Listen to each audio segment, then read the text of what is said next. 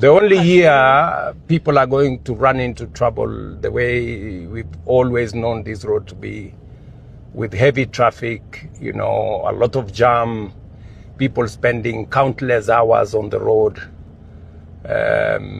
people getting to their homes way after Christmas, is just going to be this year. Next year, by December next year, this road will be all clear.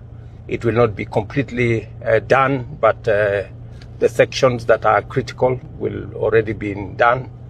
And as I said, by June 2027, we will have completed this road, and the heavy traffic, the many accidents, the wastage of time will be a thing of the past.